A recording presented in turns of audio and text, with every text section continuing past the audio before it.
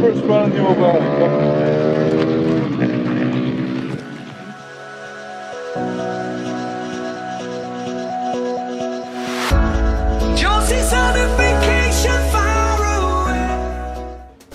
Hey guys, thanks for tuning into RWT. In this channel, you'll find the bulk majority of videos and motovlogs about motorcycles pertaining to Kawasaki bikes and KRT. However, in this beginner and street riding series, we'll be covering a few videos on Ohvale bikes as I believe them to be potentially powerful tool for beginners and pro riders alike. If you don't know about Ohvale bikes, basically they are these gorgeous Italian mini super bikes handcrafted in Italy and imported to countries all over the world. The importance of these bikes has been understated for a long time, but no longer, so let's get into it and give Ohvale Canada a big shout of love. Oh, what's good guys? Tarzan here. So today we're with Ohvale Bikes here in Lombardy Racetrack. This is my first time trying out the Ohvale bikes. And first time they're doing this here at Lombardy GoKart tracks. We're about 50 minutes outside of Ottawa with Ohvale, and we're going to check out their bikes today in this episode. And lots to learn. I'm going to speak about the bikes, going to meet the importer, and he's going to talk about them a bit. And my opinion and my take on Ohvale, how it can be such a valuable thing for Canadian motorsports if we move forward and push and sell these bikes.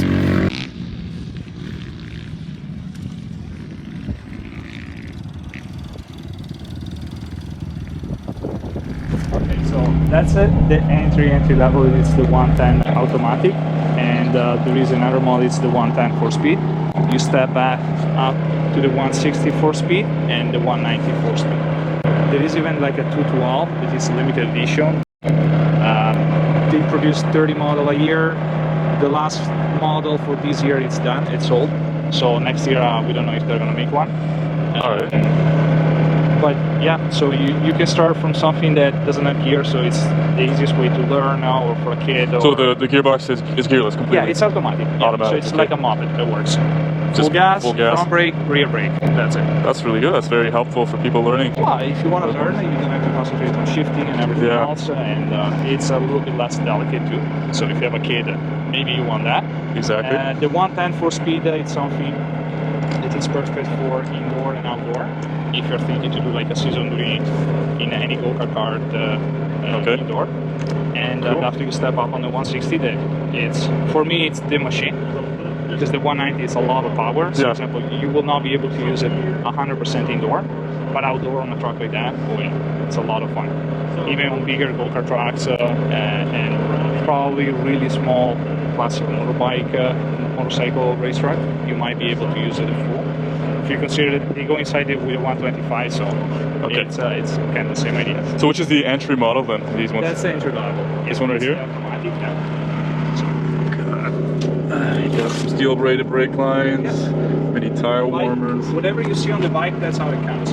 Look at that. And the without the scratches. That's that was an added feature. And got that's standard. Yeah. Standard is the arrow exhaust. What you can upgrade if you really want. You can buy preloads. Yeah. That's the first step. Change the springs based on your weight or your preference, or you can go full points. Yeah. Slipper clutch, quick shifter, you can do anything. Okay, okay. You can go crazy. I will not spend that kind of money on a 110 automatic, but maybe on one of the other. Yeah. Now, is there a size that's one step higher than this, like bigger, or? So, as a size-wise, the 190 is bigger. The bigger, it's bigger. Yeah, it's a longer wheelbase and it's taller. If you can see, even the rear, change. The seat is bigger, so it's oriented to taller and heavier riders, and that's what normally like riders from or superbike they use. Bellissimo. It's gorgeous. Look at that. Is this one new or broken in? No, that's a client. Oh, okay, it's clients. They all come with an hour meter. Yeah. So you can always check. We suggest, service is maintenance is super cheap. Because the only thing you have to do is change the oil and filter every 10 hours. All right. Of course, brake pads. Brake pads. Now let's talk about the brakes. The brakes are the ABS or non-ABS? No ABS. Non-ABS, okay. And those are all 4-strokes. 4-strokes, okay. Put ABS on something like that, it will not make sense. Okay. All right, but they got really good grips, so. Oh, they're amazing. Yeah. What you can even do on the 190, you can upgrade to have 2 discs. 2 discs? Rollers, right? So it's basically like if you're going hardcore, yeah, that's what you want to do. Here for these bikes, the body position is a little different too. Yeah, so body position changed completely. Yeah. Because the reason why the top rider they choose these kind of bikes is, I'm going to show you on this one. Sure. It's because it's all oriented on training on your body position and sensation. Because they're really twitchy and really sensitive of any single movement. And when you switch, when you learn on this one or you train on this one on a full-size bike, it's like a completely different. Completely different, I mean that the sensibility that you gain on riding something like that, it allowed you to have a big save on a bigger bike, and it allowed you to have more corner speed, braking point. Why? Because on this one you race less, so you get a little bit more confident. Yeah. The fact that you're using all your upper body. If you see the old school rider, they were going out like this, almost any side. Right now, all the new generation, it's all shoulder. You barely move your body. That's right, especially for the super sport bikes. Yeah. Super sport, and even if you see, I don't know if you follow our Superbike, Jonathan Rea changed completely his riding style. He was really stiff, really steady, like upright like this. Yeah, giraffe. And right now he's going down with the elbow. You see even Scott Redding. It changed a lot. The sport really changed over time. It quickly evolved. Motorcycle changed, tire changed, so you reach every single time more like high limits, and those are perfect to train or just to have fun, right? If you just like you don't do serious competition, you just want to have something that doesn't cost you a ton of money. That's where you go. Instead of taking your full-size bike every single weekend or every 2 weeks to the racetrack, they cost a fortune. If it's something cheaper, you go to a bigger truck, and this you load in the back of the truck. You don't need a trailer, you don't need that. Right? Maybe even into an SUV, you can fit that in. And it fits on a Fiat 500. I can't believe it. Okay. I have the pictures, so I'm not like I can send it to you, no problem. That's the beauty. The only things that you need, of course, during the summer, you barely need tire warmers. If you put soft, if you put hard, I will suggest you warmers. For sure, 100%. But they're perfect. Look how comfortable that is. My hand's just absorbing like a sponge. It's gorgeous. Yeah. Oh, you don't mind? I'll have to see. Try it out on Marquez's Repsol here. It actually doesn't feel too bad. No. Have you heard of Alberto Nasca? He's in, him. He did a couple videos on the Ohvales, and one of his friends, he like does this kind of thing, and he touches his head against the asphalt. So that's cool. I'm excited to try it. Yeah, it's gonna be see what's gonna happen here. And again, even if you're gonna try the 110, it's more like the body position that you're gonna need to understand, because immediately you're gonna try to have your normal style riding for your Kawasaki, Yamaha, Ducati, whatever you have, right? And it will not work. But when you are gonna apply what you learn on this one on your bike, it is gonna change. It's gonna be like any door is gonna open.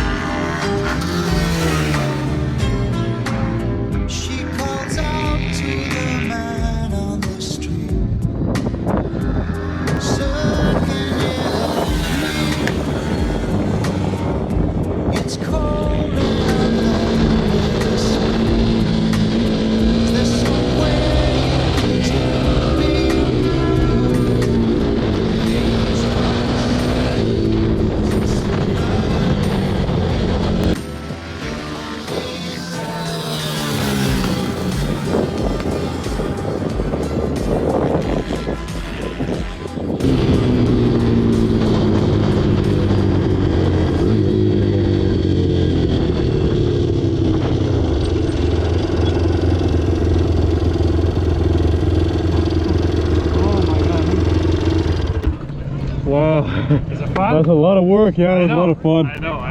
Exciting. Got it? So? I have so much to say about that. A lot of pressure on the legs, yeah. Oh, initial impressions. Going out there, and you know, there's sport bikes which have a lot of pressure on your knees, but this one, guys, the pressure on your legs and your knees is like nothing I've ever experienced. So it's so much pressure. And then my thought was, as I was like riding, I was just like, do I stand on the pegs, or do I sit down? And then when you try to do one or the other, you find it hard to balance. And I came off the bike a few times. So maybe this is actually a better bike for those people who are a little bit bigger or larger on the heavier side.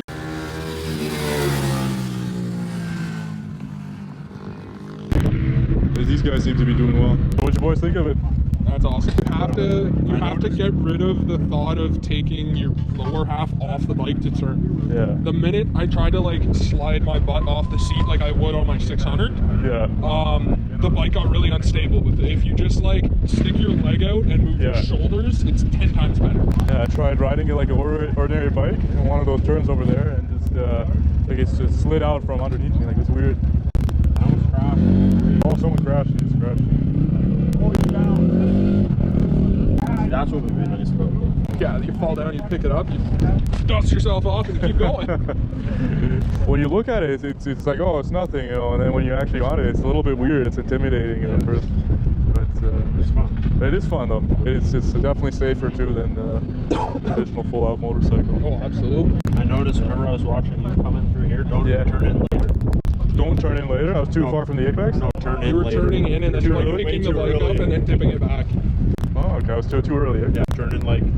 I did the same thing though. The first few laps, it was like, because I'm used to the bigger bikes where they're heavy, so I was like, yeah, you gotta like ease it in. No, you literally just like, and turn it and just throw it down. Because like the bikes are so light, right? Like worst case, if you throw it down too much, your knee's down, you just push your knee a little bit harder into the ground, stand the bike up, keep going. Let's check out the bike.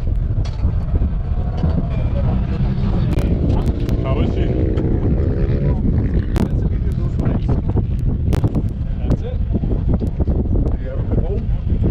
Oh, it was a left side, left-hander crash?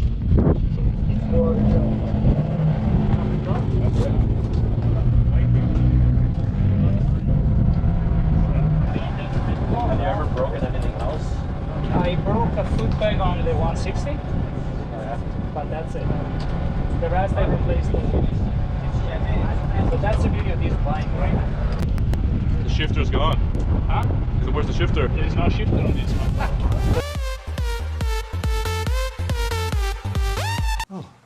Well, that's embarrassing. Oh, okay, I thought they crashed out, okay. Getting a little break here because of the track condition. It's getting cold, windy, and they're starting up the tire warmers to make sure that the bikes are on peak optimal running condition once they restart the session.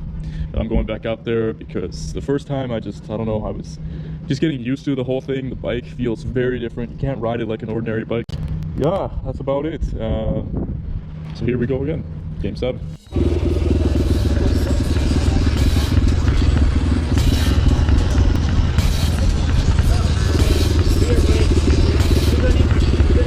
this one, you can concentrate more on your body position. Remember, that's the rear brake. That's the rear brake. Yeah, so forget it. Forget that you have the rear brake. Okay.